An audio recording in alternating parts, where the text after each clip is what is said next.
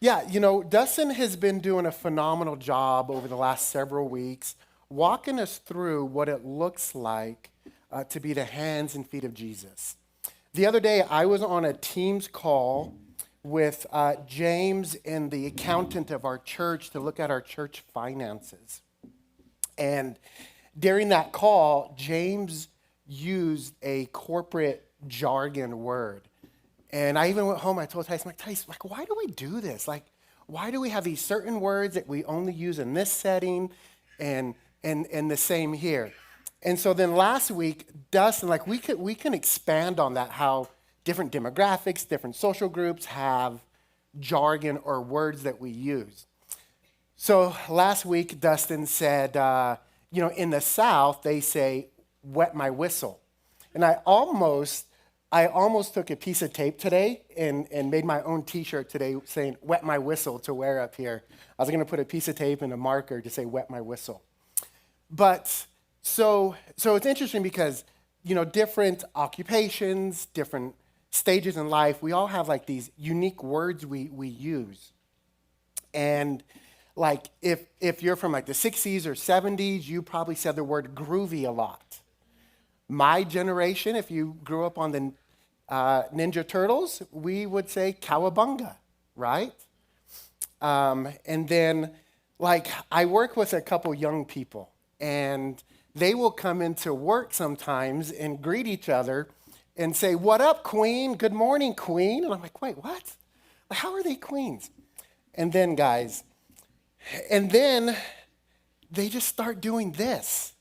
They just start doing this. I'm like, what? Like we went from talking to now we're just doing this to each other. So it's funny. It's like girl A will say something to girl B. And I'm assuming girl B agrees with what this girl is saying. And instead of saying like, yeah, that's cool, I agree, I like it, she'll just respond with this, clock it. And then the other one will do it back to her. And then eventually they're not even talking, they're just clocking back and forth, just creating this rhythm. Like, why do they do that? Like, why? I'm sorry, I can't sit down. Like, why? It's just interesting to understand the different demographics. And so that got me to thinking that the church is no different than all these other demographics and groups I just spoke about. Like, we have our own words that we use within the Christian church.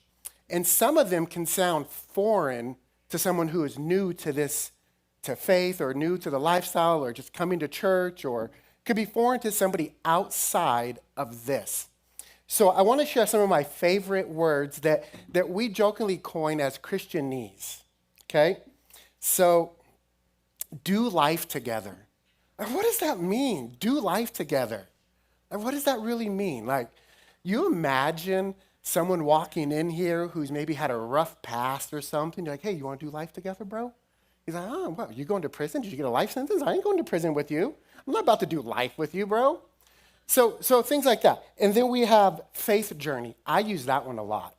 I will say when I started my faith journey. So to me, it makes sense. But someone who might be new to this community, it may be a little unusual, unfamiliar. How about take up your cross? Like, these are all words we use in this circle that may sound foreign to outsiders. Lay hands on.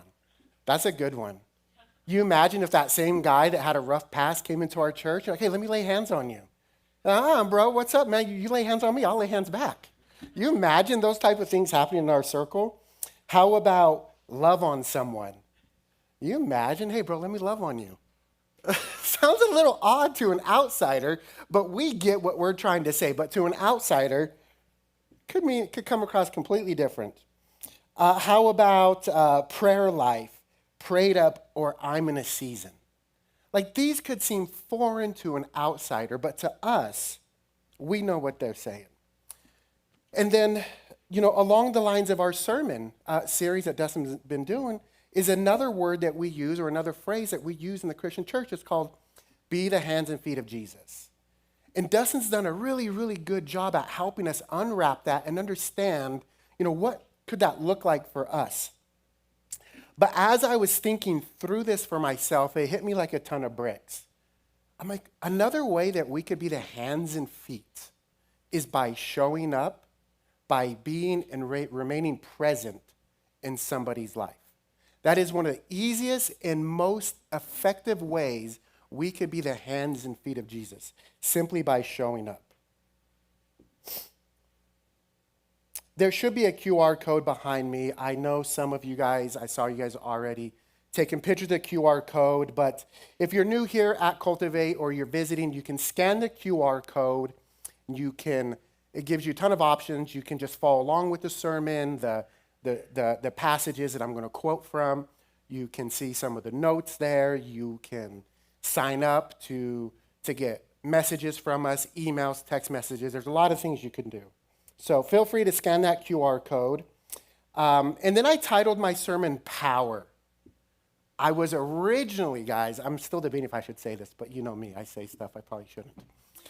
But I titled my sermon Power, but I was originally going to title my sermon UPP. But it just sounded weird. I'm like, UPP? Like, that doesn't sound weird. It sounds weird. But it's for understanding the power of your presence. I truly believe there's a lot of people in this room, there's a lot of people in our entire society that really underestimate or undervalue the power of their presence in people's lives. I truly believe it. There's power when we show up for people, but it also comes at a cost. Sometimes showing up for people when they need you comes at a cost. Sometimes it's inconvenient to us. So I hope to make a couple points today that will just help us just pick back up where Dustin left off, where we can just try to unwrap, like what is another way it could look like for the church, for followers of Jesus, to be the hands and feet of Jesus. So my point number one that I'm going to make today, guys, is love moves towards people, not away from them. Love moves towards people and not away from them. So we're going to start in Luke 10:30. It says, a man was going down from Jerusalem to Jericho when he was attacked by robbers. They stripped him of his clothes, beat him, and went away, leaving him half dead. A priest happened to be going down the same road, and when he saw the man, he passed by the other side. So too, a Levite, when he came to the place and saw him, passed by on the other side. But a Samaritan, as he traveled, came where the man was, and when he saw him, he took pity on him. When he went to him and bandaged his wounds, pouring on olive and wine. Then he put the man on his own donkey, brought him to an inn, and took care of him. The next day he took out 2 denarii and gave them to the innkeeper. Look after him, he said, and when I return, I will reimburse you for the extra expenses you may have. Which of these do you think was the neighbor to the man who fell into the hands of the robber? The experts in the law replied, the one who had mercy on him. And Jesus told them, go and do likewise. What can we glean from this passage? We see that the priest and the Levites both kept their distance from this guy. But we see the Samaritan moved towards him. Unlike those other two literally crossed the street to avoid interacting with this individual. But we see the Samaritan actually draw near to him and show care and concern for him. But being present for Christians, when we decide to be present in the lives of others, it's going to require to interrupt our schedules. It's going to be inconvenient at times when we step into the pain of others. It's going to be inconvenient. A few months ago, Dustin and I, we had to go meet with somebody. And just through the course of the conversation, I didn't feel comfortable. I didn't feel comfortable where the atmosphere of the family was at. And I knew they had a gun in the home. So I asked, I'm like, can I take that gun from you? And they allowed me to take the gun. But sometimes when we decide to be present with people, we're going to have awkward conversations and awkward requests where we're asking, hey, for the best interest of your family and everybody at large, let me take the gun. I still have the gun to this day. They may have forgot that I have it. I don't know. But So if we're going to be the hands and feet of Jesus, we cannot be people who pass by the other side.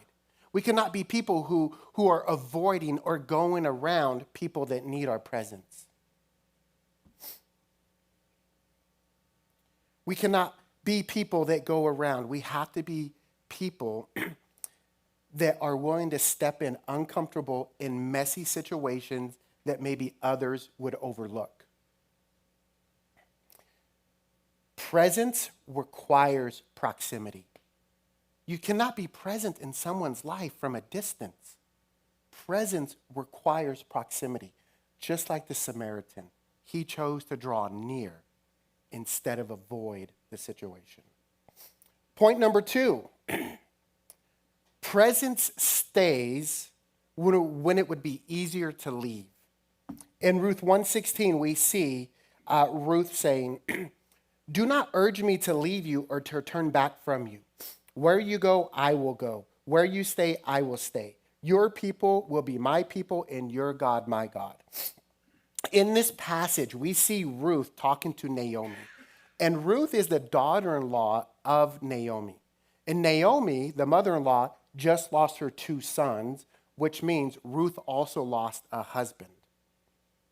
And Ruth could have returned home back to her family just like the other daughter-in-law. But Ruth decided to stay when it would have been easier to leave. Ruth could not fix Naomi's problems. Ruth couldn't even fix her own because even though the mom lost a son, she lost her husband. But what we see, Ruth is refusing to leave Naomi alone. She's refusing to walk away. She chose to stay in that situation with her. And some of the most Christ-like moments in your life will not be when you solve someone's problem, but when you simply refuse to abandon them in it. When you refuse to leave and you choose to decide to stay, even when it's messy and ugly, you don't have the right answers. Just remaining willing to stay there. Presence says, I'm not going anywhere. Point number 4, silence, presence, and suffering. In Job 2, we see it says in Job 2, when Job's 3 friends heard about all the troubles that had come upon him, they set out from their homes and met together by agreement to go and sympathize with him and comfort him. When they saw him from a distance, they could hardly recognize him. They began to weep out loud, and they tore their robes and sprinkled dust on their heads. Then they sat on the ground with him for 7 days and 7 nights. No one said a word to him because they saw how great his suffering was. Job's friends literally became his hands and feet. Literally. They sat with him for 7 days and said nothing because his suffering was so great. They got it wrong later on when they started talking, but at the beginning, when they just remained present in Job's situation.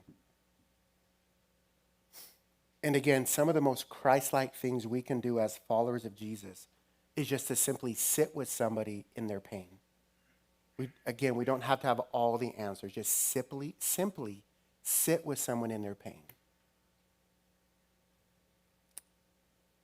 You guys probably know mine and my wife's story a little bit. You know, some of you have been part of this church for a while, but you know, we can't. There's a little baby Jesus right here.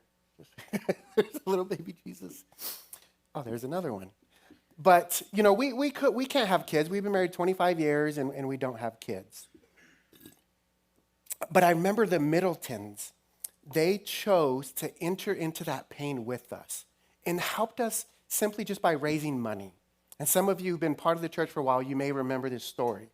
They went and got, because we were doing in vitro, and in vitro is expensive. If you've never done in vitro, $25,000, $30,000. So we needed to raise money. And they decided to enter into this journey with us. And so they went and got this old, disgusting, beat-up toilet. And they cleaned it up, they polished it, and then they spray painted it like radical colors. Some of you guys are laughing because you know what I'm talking about.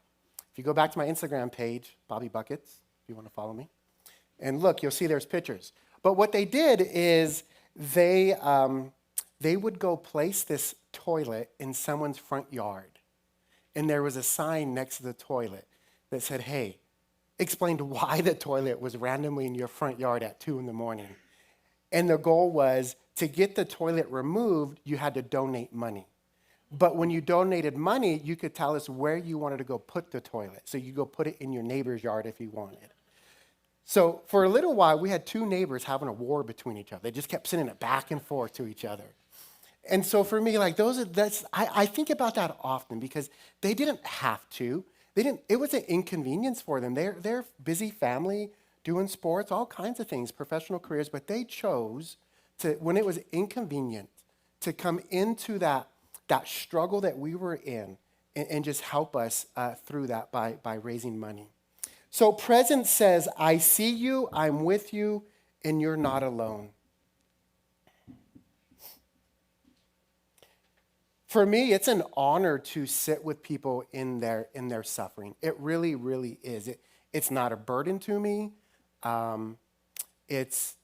Maybe it's life-giving because I think it's a gift that God gave me, and maybe that's why being a care pastor feels natural to me, because it's just like a gift God has given me. It feels natural when I need to step into these situations where I need to retrieve a gun from someone's house, or we get a phone call late at night because someone is struggling with mental health issues. And so maybe that's why jail and prison ministry came natural to me as well. You know, growing up in that environment, you know, my dad is in prison right now. He probably will never get out of prison.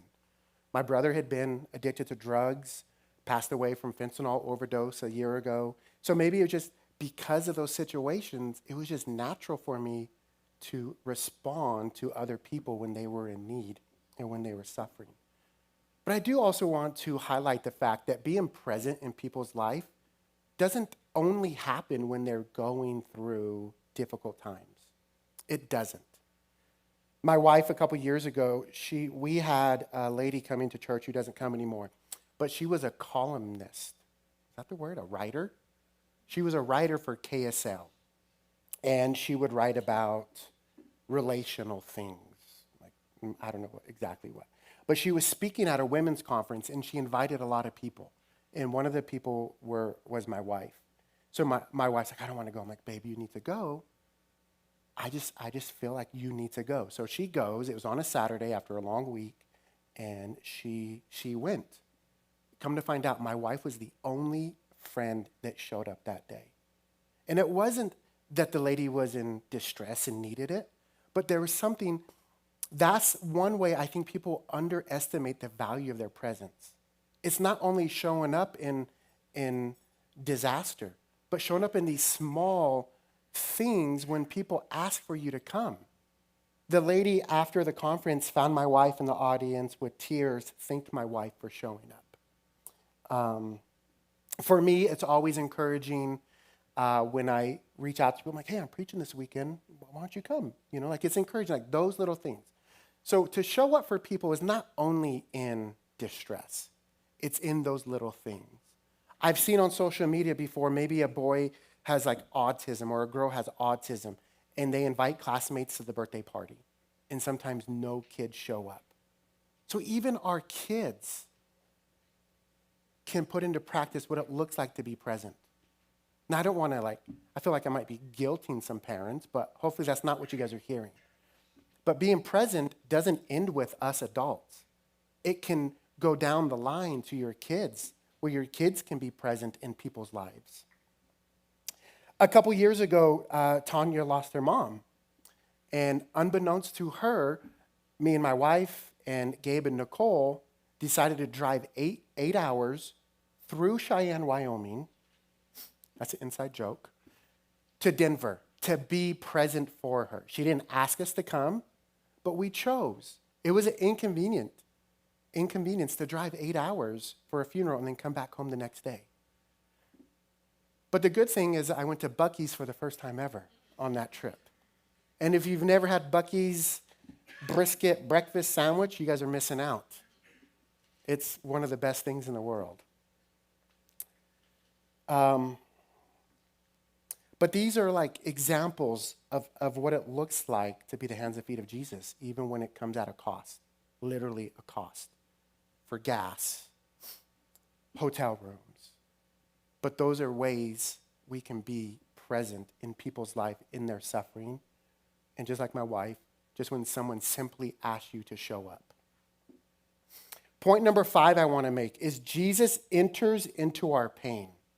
And John 11 says, when Mary reached the place where Jesus was and saw him, she fell at his feet and said, Lord, if you had been here, my brother would not have died. When Jesus saw her weeping and the Jews who had come along with her also weeping, he was deeply moved in spirit and troubled.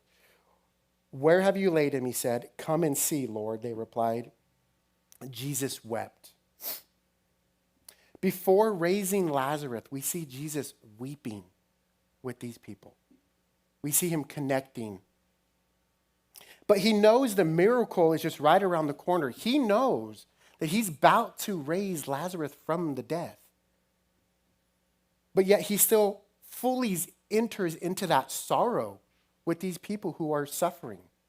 He could have easily just said, hey, don't worry, guys. Like, I'm about to raise him here in a couple minutes. Don't worry.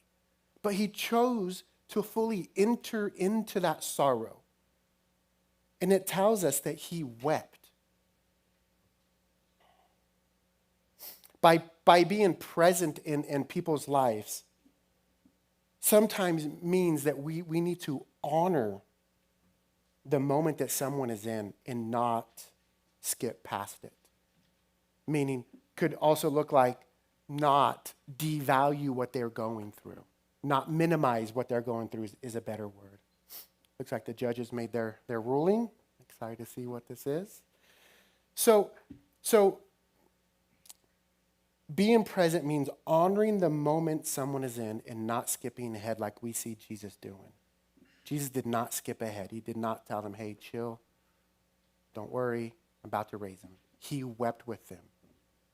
And maybe sometimes we need to enter into the sorrow of people and not tell them, hey, it's going to be okay.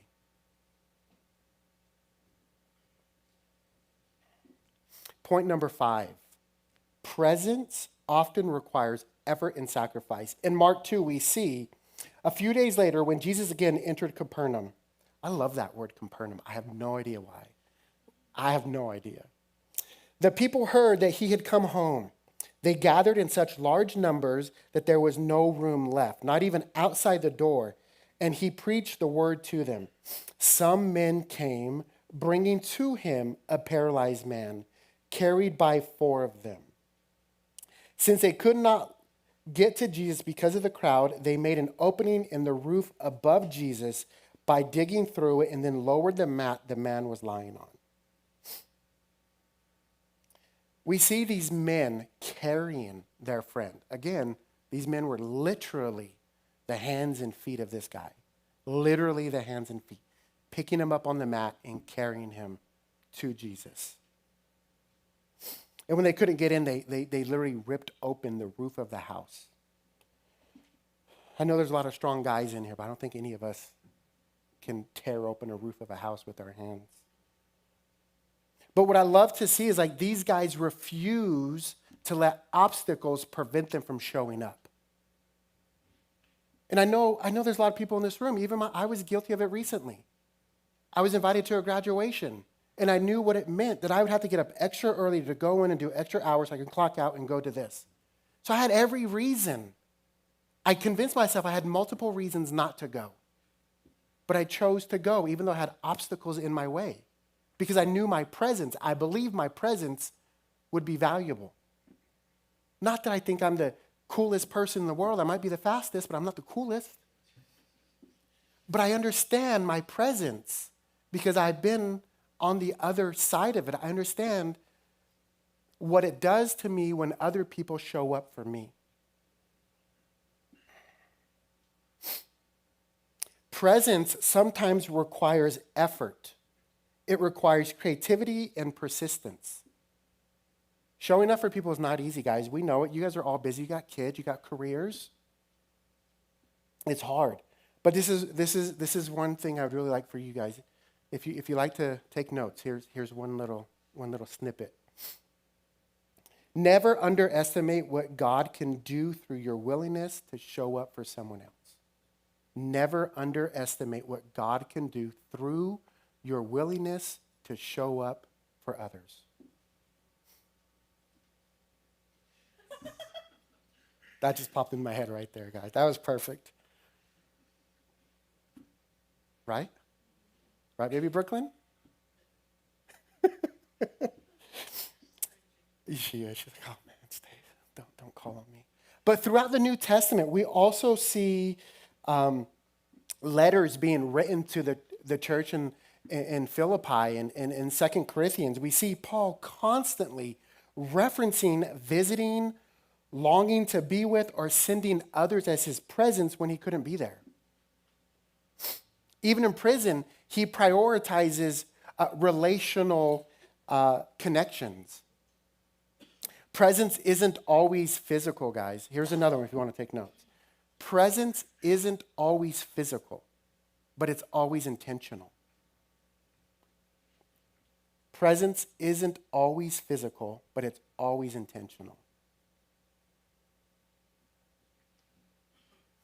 And Jesus himself is the ultimate example of presence. At the core of the gospel, God didn't shout instructions down from earth. I was going over this with my wife this morning. She's like, yeah, he didn't have to send Jesus in his place. He could have said, just sent another flood or something. But no, he chose to send his son. In the beginning was the Word, and the Word became flesh. Jesus is literally God showing up. Jesus is literally God showing up. And being the hands and feet of Jesus starts with us noticing the patterns of Jesus and how he draws near to people. We can look through Scripture from front to back, and we could see story after story after story of Jesus drawing near to people and not crossing the road to avoid them. He's stepping into their situations and into their mess. And remember, guys, presence requires proximity. Presence requires sacrifice. Presence reflects Christ. How many of you can finish this quote for me? Oh, that's good. It's fake water, but it's good. So many inside jokes I'm putting out there today. How many of you can finish this quote for me? People may not remember what you said, but there we go. Maya Angelou 2.0 right there, guys. Maya Angelou said, I've learned that people will forget what you said, but will never forget how you made them feel. People will never forget that you showed up for them. They might forget what you said, but they will not forget that you showed up for them. I remember a couple years ago when I was diagnosed with an enlarged heart. People make jokes about it, like, oh, we've known you always had a big heart, blah, blah, blah, blah. Funny. But I literally have an enlarged heart. So I have a cardiologist for the rest of my life. And I remember, it is so weird. There was a friend came to the ER to be with me. And I still remember, he just simply sat there in the chair next to my bed. Didn't say much. But I don't remember what we talked about, just like that quote. But I remember he showed up with me when the doctor thought, she was incorrect, she thought I had been having a heart attack for 4 days. So we went to an urgent care. She's like, hey, maybe you have pneumonia. So they took an x-ray of my chest to look for pneumonia. She's like, hey, your heart's huge. They're like, your heart is so big. Literally, she said this. You guys know I don't embellish much. It's not something I do. It's not. But my wife was there, so she can attest to this. The doctor drew on a napkin my anatomy, my lungs, all the other stuff right here, and then my heart. She's like, your heart's so big, we feel like it's pushing on your airways, and that's why you can't breathe. We think you've been having a heart attack for 4 days, so we called an ambulance to take you to the ER. I'm like, no, I'm not having a heart attack. My wife is here. She'll drive me to the ER, save me a couple $1,000s on the ambulance. And so we get to the ER, and yeah, sure enough, they're waiting for me to rush me into the ER. And some of you know Ken Horton has been a part of the church for a long time. He was the one that did the ultrasound of my heart. He couldn't tell me the results, but eventually the doctor came, and he's like, yeah, your heart's enlarged, but it's not nearly as big as that first doctor made it sound like. And then, but I just tell that story because I still remember that guy showing up for me when I needed it. Band, you guys can come back up. In our church, like I mentioned a second ago, we have a lot of people who like to take notes. We have a lot of doodlers. I'm not sure if that's a word, but we have doodlers in this church. Maybe we should get you guys shirts like the Doodle Club. You like that, Thais? The Doodle Club? With the dog on it? With the dog. I saw a shirt recently that said Doodle and Coffee. It's like all I need. But I do know, so some of the doodlers in this room, they post you guys mind if I just take a moment to give some encouragement? I didn't think anybody would say no. But we have some people in our room who like to take notes and doodle and draw pictures, and then they post those notes on social media. And I know for a fact from personal conversations that people are using those notes to dive deeper into the sermons that are preached on any given Sunday. So if you're a doodler and you're not posting on social media, I would encourage you to do it because you never know who it's going to reach. I know for a fact there are people in this room who are using those social media posts from other members of our church to gain a deeper understanding of what God is saying. So keep doodling and keep posting, okay? But if you like to doodle, here's a lot of notes, a lot of good little things right here that I feel like just knowing you guys, you'll like this. So what does being the hands and feet of Jesus look like for this sermon? It looks like checking in on the person who's been quiet or absent. It looks like sitting with someone who is grieving and not trying to fix it. It looks like being present with your spouse, your kids, not distracted, not half engaged, but fully there. It looks like stepping into uncomfortable situations because love compels us. It looks like choosing presence over convenience. It looks like choosing presence over convenience. Because at the end of the day, presence is love in action. And one of the simplest, most powerful truths you guys can carry with you today. People may forget what you said, but they will not forget that you showed up. And when you show up, we are reflecting God who showed up for you. God showed up in your brokenness. God showed up, the God who didn't leave you in your sin, the God who came near. So as you go out this week, ask yourself, who do I need to show up for today? We are here today. We're fortunate to just have a worship team and a building to meet in and clean environment and coffee out there because somebody showed up to that calling. Again, showing up doesn't only happen in distress. Showing up means responding to the need of the church as well. There are people in your life, there are people in your circle who need you to show up. And there's probably people in this room who are thinking, no, like, me? Yes, you. Yes, you. We are created the image of God, and God sent his son to show up on his behalf so we can show up for other people. You don't need to have all the perfect answers. You may not have any, but just simply showing up for people.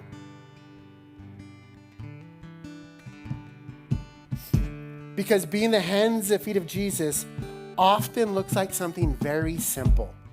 It looks like you were there. You were there when someone lost her mom. You were there when someone lost his grandpa recently. You were there when a young lady in our church lost her dad. You were there when my father got sentenced to prison for 25 years.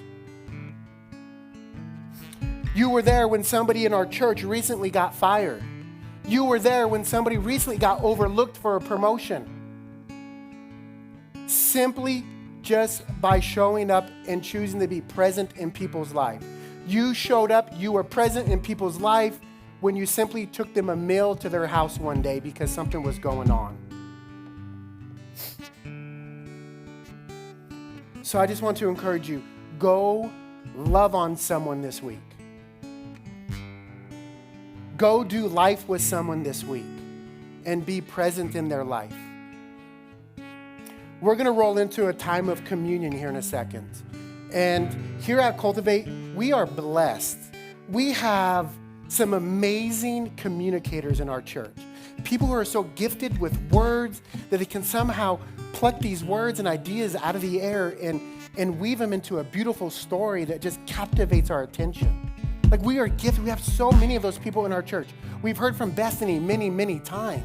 Like, she is gifted with her poetry and her words. And so today, nobody knows it but me. But we have a VIP speaker today that is going to lead us in communion. Dustin doesn't even know this. And if you guys are new to Cultivate, Dustin is our worship leader.